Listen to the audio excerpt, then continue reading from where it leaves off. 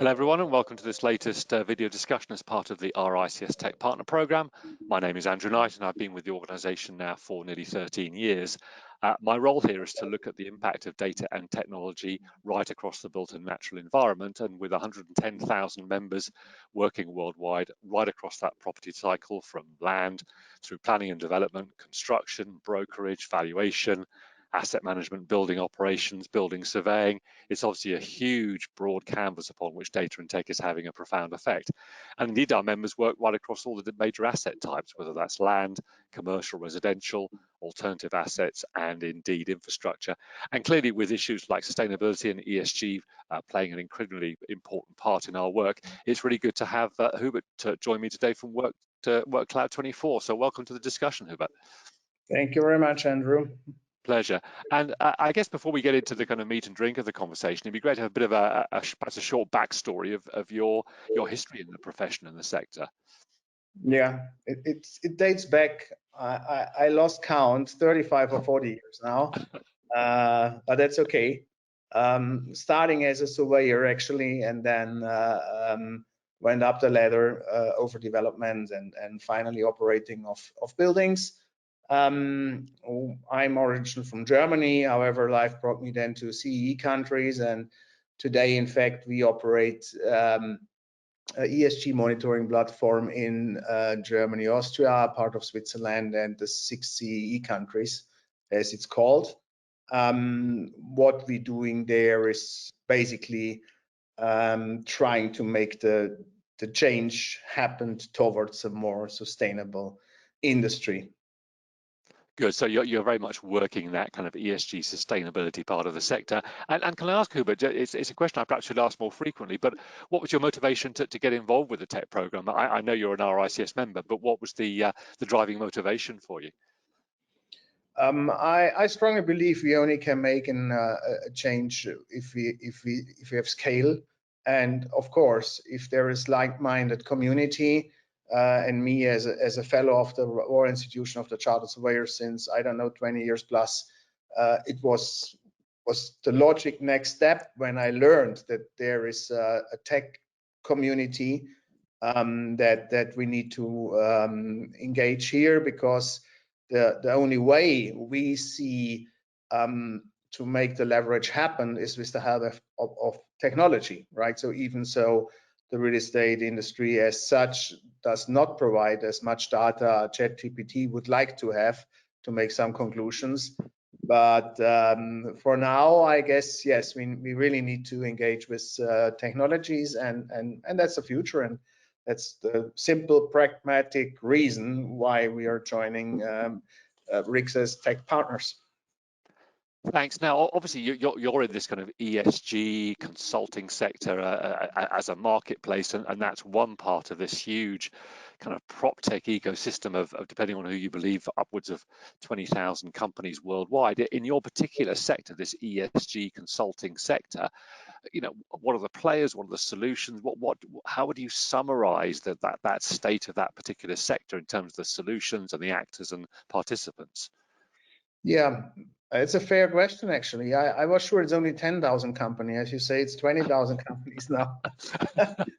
Last part I heard, it's only 2 or 3 or 4% which are really then used by the industry. So we have a clear gap on the way what happens on the tech side and what happens on the player side, right? On the guys who should use and should be technology and should be interested to use such technology. So the resilience of the real estate industry is quite high to adapt that part. And you see that if you go to a PropTech convention and 2 weeks later you go to the real estate Expo Real or MIPIM, you don't see so much PropTech around. That only increased over the last 2 years, but before that, it was basically a completely niche, right? So that's the one hand, and then the other hand is also, of course, the knowledge, overall knowledge of the real estate players, what PropTech basically can do and how it's segmented. So the one thing is the construction tech sector, which is developed the most, I would say so, because you can use technology, software, whatever, to reduce costs, to minimize time to delivery or mistakes in the construction process, pre-industrial production stuff. So there is a lot to do on the logistics side and the build-in.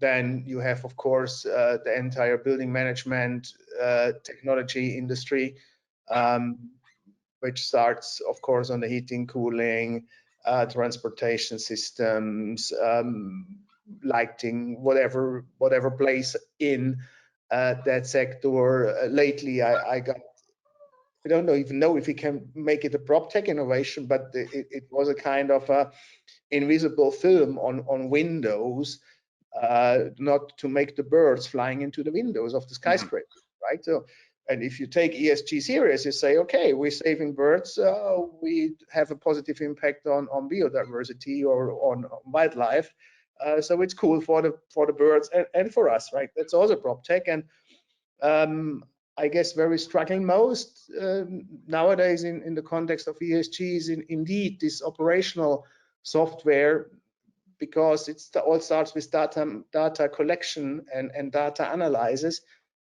Software is only as good as the data you put in. You put shit in, you get shit out, and that's the problem here, since it's really lacking on education on the property and facility management level, what could be used. And it's also a bit of yeah, I mean, it's kind of a black box. Which software is good for which solution, and is there an overall one? Staying in the artificial intelligence, ChatGPT as such is an island solution, right? It stopped 2019 to communicate. So now, if we say we're starting the next decade of artificial intelligence, then you will see solutions which including other solutions into multi-functional case scenarios. So it's not only for text and deep learning, it's also audio and video and chart technology and stuff like that. And I guess this part is not reached yet in the PropTech world. And we need to wait until a more user-friendly solution comes up that people say, okay, everybody looks for this one button he can press and he is ESG compliant. And that's not working. That's a different story. So if we come back to the status quo, the situation now, I mean, what sort of technology are you using in your daily operations for your ESG assessments and work? We are using stable operation models from other industries, funny enough, not from the PropTech world, because they are our data base is coming from the automotive sector. Oh. And they started not since Henry Ford, but maybe since Mr. Lopez, production in time. So they relying on accurate data supply, and also it needs to be in a way that it's easy to handle, right? So we have a one-click questionnaire platform for ESG assessment, which gets developed by us towards the janitor. So we want to invent the janitor to fill up the data pool, not necessarily the property manager, because we know the property manager is always busy because he's a manager, he's always busy. While if you include and invite the janitor, they are happy to be asked because nobody's asking them, and they are happy to provide because they are the only ones knowing the building since it was starting operation day number one, right? And that's, we try to simplify the task to get over the resilience, and by that getting better speed on scale, and by simplifying the stuff, not maybe collecting 120 data points, but only the 40 or 50 data points which are important for this particular asset class and this particular task. We're getting faster to a preliminary result, and this is always the start to kick off a strategy, right? So we don't aim on the 100% on the first shot. We are happy, like Pareto, right? To have 20% of your plants bring 80% of the harvest, and this is what we try to do, the 20/80 impact in this regards. And so it's not too much sophisticated, actually, this software and tech solutions. It's much more like Steve Jobs. He was the master of inventing a new product out of existing products. He didn't bring something new.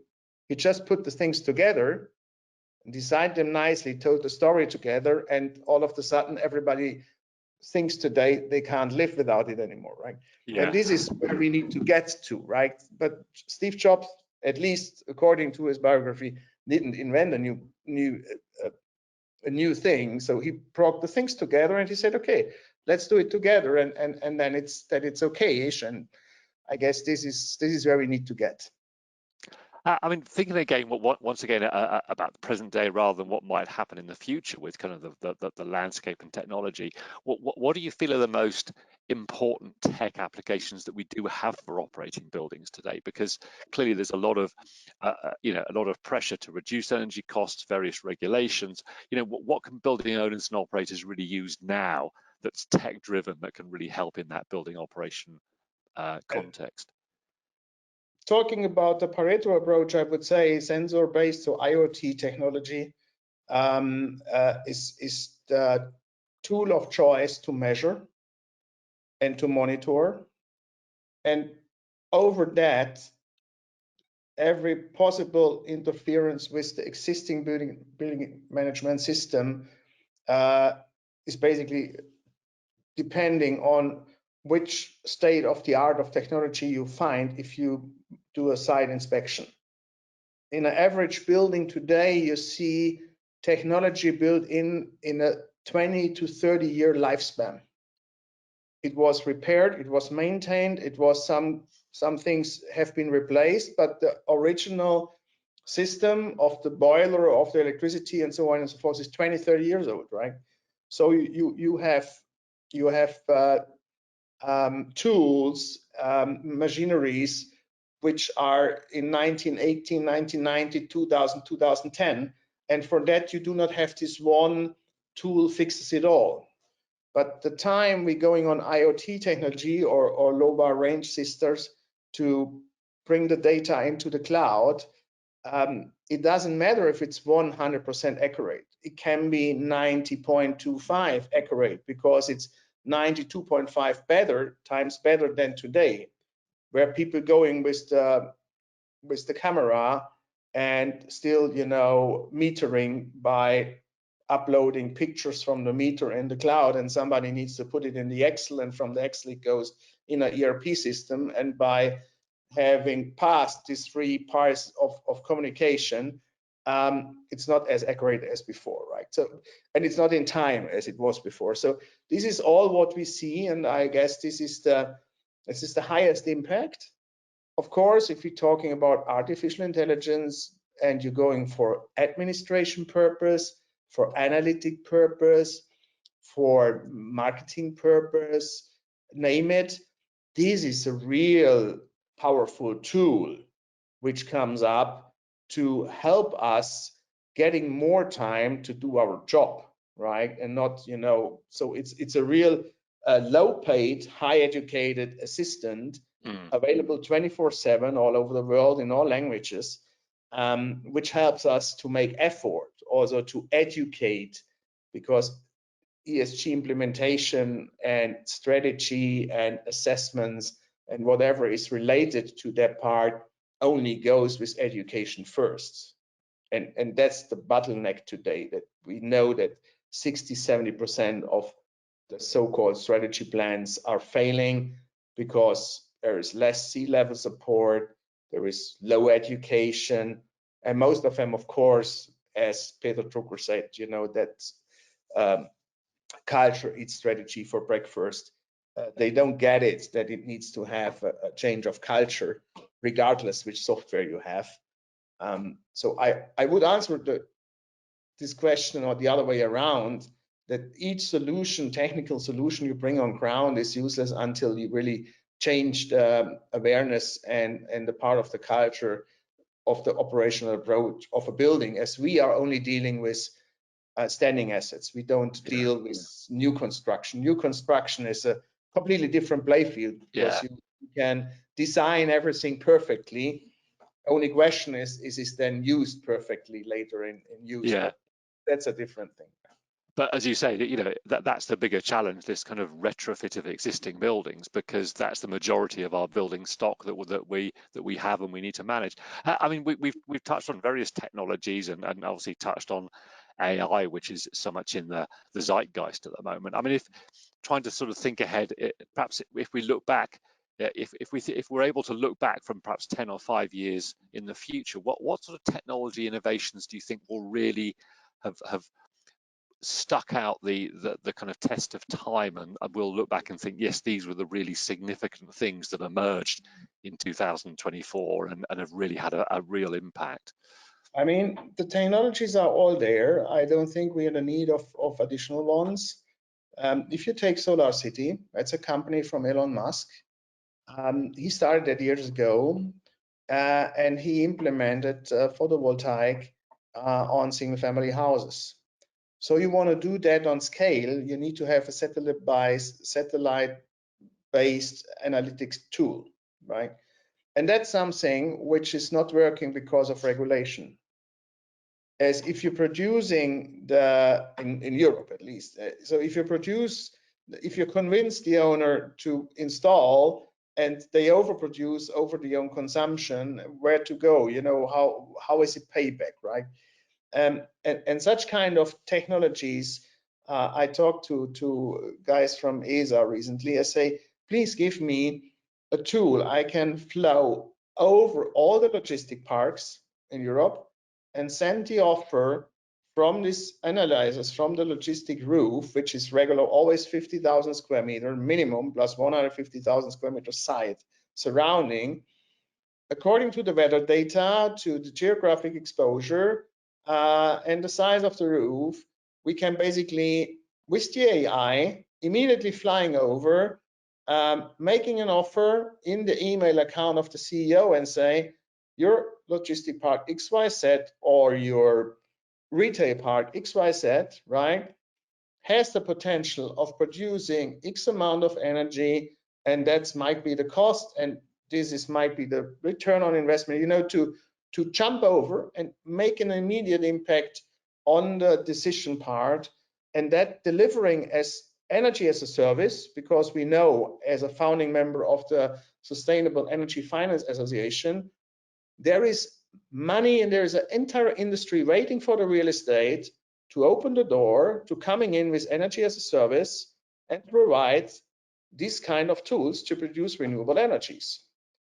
And in my opinion, staying with the logistic part, because it has the biggest roof exposure in comparison to, you know, other asset classes, this will be like a Tesla company who makes 30–40% of the EBITDA out of energy storage and production, and not anymore only from building the building, which is used 6 hours a day when they're coming in and out with the lorries and bringing the stuff, you know, which gets distributed, and the rest of the time it's basically in a standby mode. If you compare that staying in the technology part with a usual elevator in an office building, 60% of the energy in the elevator goes for standby. So why don't we take this 60% and making money out of it, as it's built there anyway, right? So again, it's not very complicated. It more needs to have this practical approach, and of course it's always the regulation which hinders a fast execution, which is absolutely possible technique-wise, but if you can't bring the energy to the grid, if you don't get the building permission necessary, if they coming up with static, you know, problems, which they're making up, which is completely bullshit in a science-based way. But ESG is a political discussion. ESG is not a science-based discussion. It left the science-based level when we went from the Paris Agreement towards the EU regulation, right? And all of the sudden we are regulated, as it says regulation, while the Inflation Reduction Act is supportive, right? They put the money and say, grab it and make something useful out of it. And in Europe, it's more, you know, don't do too much because you can disturb others in their winter sleep. Huh? Well, as you sort of mentioned regulation there, one of the things I wanted to ask you was to get your view, your take on the EU taxonomy and its influence, and how you see that affecting the real estate sector. The taxonomy has a problem. It's a moving target. It's in development, right? So we're always getting new amendments to the existing regulation, which helps us very much in being more precise, but all the time also makes the cursor in a different part of the timeline. That means if you produce today by refurbishing old building and bring it to not net zero, but as best as you can to ESG compliance and the best rating possible for standing asset in refurbishment, you can wait another 20 years and it gets out of that area again, right? Because you need to do it again and again. I don't say 100% of the effort, but it's a moving target, it's an ongoing task, which makes it clearly a task for the operation, less so for the new building, because everybody who takes ESG serious says the best building is the one we don't build. Now, the bad news is that according to the latest data published, that in the next 20 years or 25 years, I don't know, we will cover the same part of the earth again, which we cover already with buildings. So, you know, countries like India, whatever, which are on the pathway to grow, they will take their fair share and they will ask for the same quality of life we have. And that makes the ESG taxonomy so powerful, because it forces us today to use technology which we are not used to use, and also to develop new solutions in this way and innovations, which later we can export to these countries and help them to make it better. And from this point, we have basically now this triangle that we say, okay, on the one hand, we have the purpose, which is our responsibility towards the next generation and environment. We have purpose towards our staff and employees to keep the companies in business, because if you don't comply, you're out of business in the next 3-5 years. And we have the one-time chance to take it as an opportunity, this challenge, and creating new business, which would have not been the case if there would no be regulation, right? So I guess if we put it together, it's the best thing which could have happened, maybe in the worst time. Yes, fair enough, but life was never fair. And from this point, this is also kind of restarting point for the industry with the high interests and the high construction prices and the uncertainty in the economic environment, where we can make the best out of it. It would be much more faster if you would have different macroeconomic circumstances. But I guess because it's hard, because we need to try harder to get the same result, we're getting even better. It's like with a sportsman, you know, there is a pain, and with the pain comes the gain, and you're getting better. And from that part, yes, I mean, I'm not a developer, I'm not on the landlord side, so we are service providers. For us, life is good. But overall, seeing the last 40 years, I guess this was very much needed, what happens actually in the I wanted to go back and pick up on something you talked about a bit earlier about, and I think you mentioned something like sort of 3% of all these PropTech solutions are actually being put into practice. I mean, do you think we are getting closer to some kind of tipping point where there's a much higher degree of adoption for PropTech in daily businesses? And I think you talked also about the kind of fact that it's as much a human being problem in terms of education and changing hearts and minds as technology. But do you think we're getting towards that tipping point?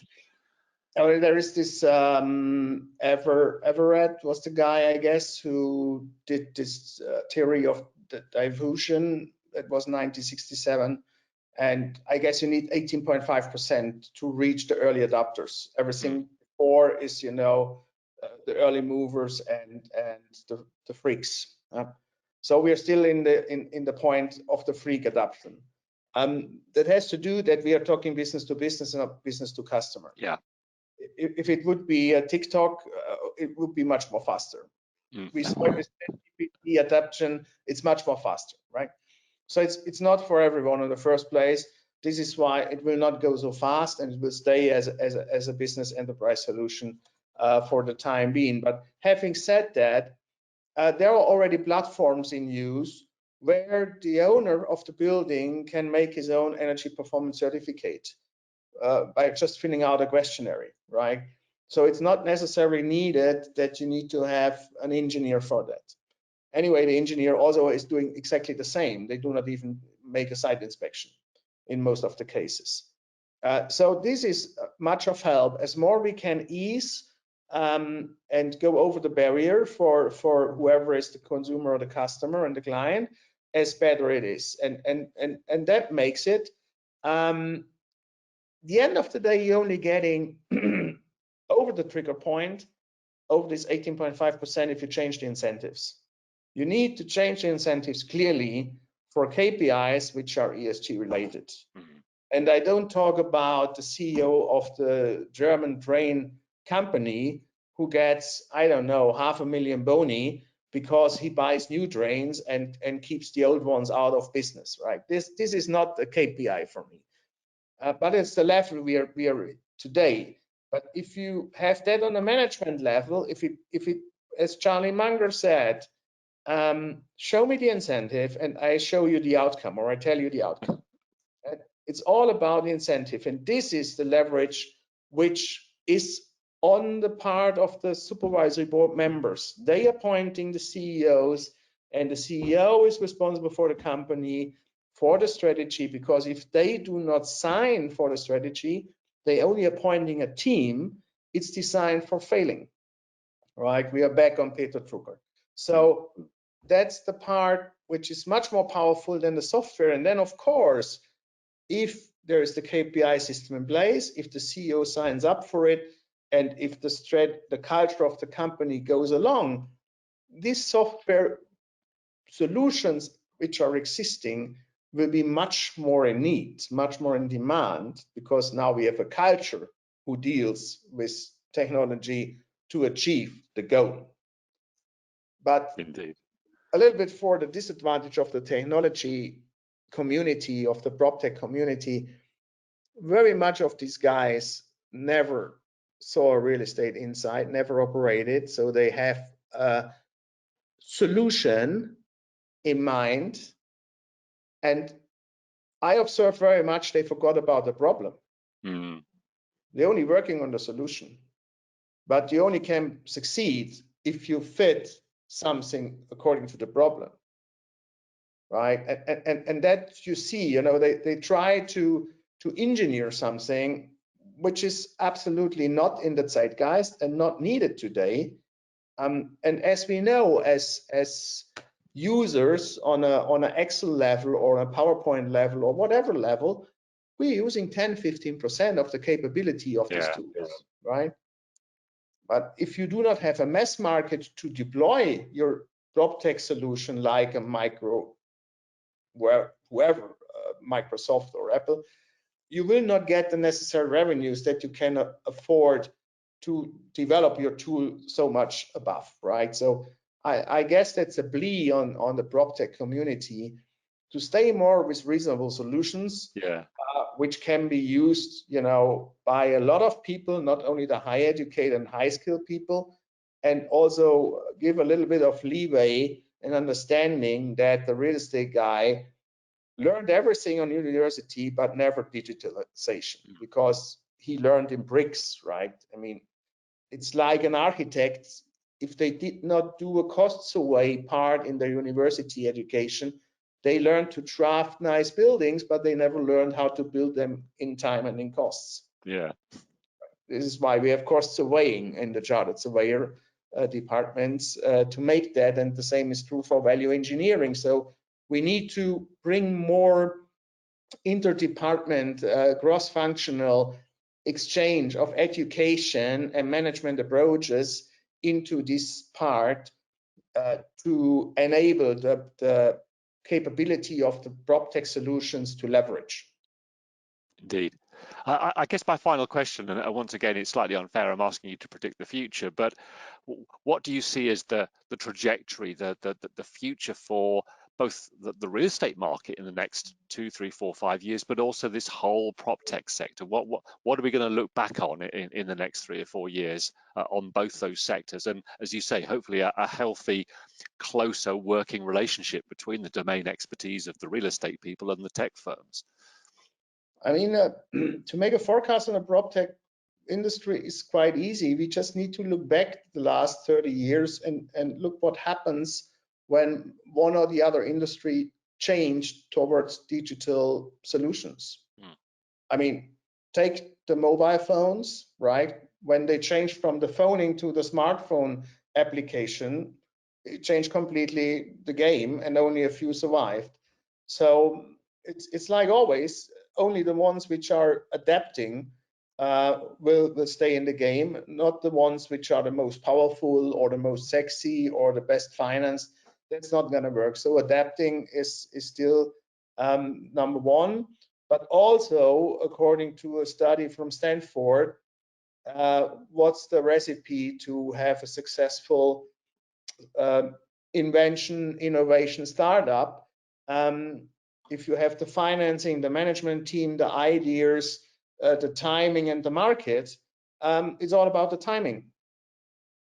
So you can have the best idea, the best team, everything, the best financing. If the timing is not right, you will fail, right? Amazon was not Amazon when it started, right? It had a completely different purpose. And they build it up, and that's again, timing and adoption, that's the game. Stay flexible.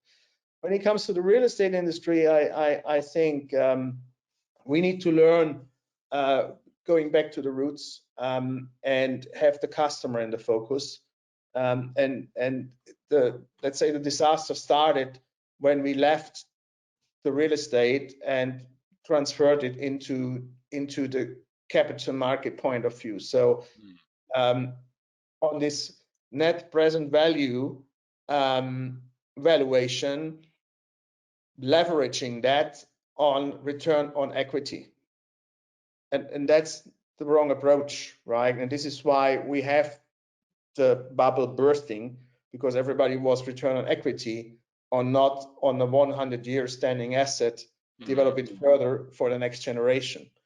That's it for real estate, and I think it's the changes for the better, definitely. And if you see cities like Copenhagen, Paris, Nice, whatever, these changes, this is unbelievable. New York City, I mean, yes, I mean, if you're going down to Hudson, that's not so fine with all the Mariana smoke, but downtown, what they did the last 10, 15 years, it's a completely different city. It's a 15-minute city again.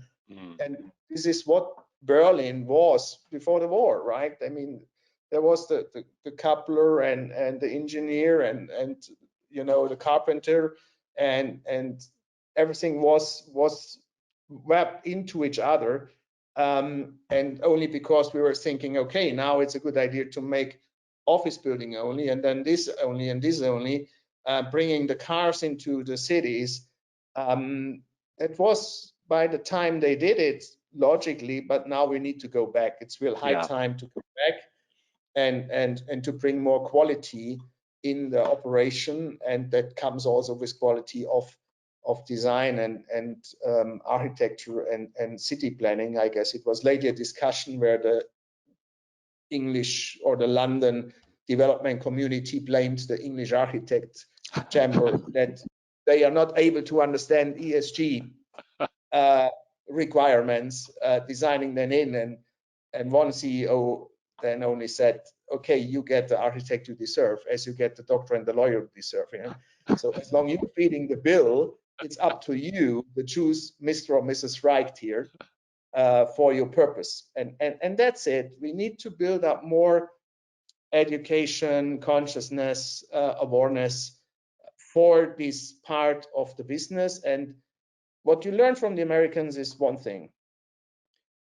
Business-wise, it makes totally sense.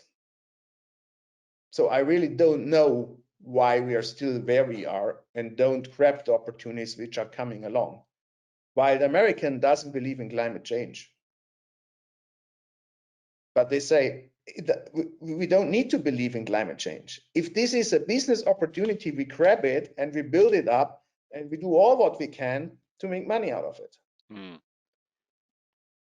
And I guess this is what we need to change a little bit on the European point of view, that long-term IRR is better than short-term. Indeed, and I think also perhaps in conclusion that, you know, real estate is about people. It's where we work, live and play, and it should be people-centric. Yes, it needs to make economic sense, but it's as much about making sure that it fulfills what society and people want from real estate now. Yes, absolutely. Well, it's been fascinating to chat, Hubert. Thanks so much for your time today, and I look forward to catching up again in the future.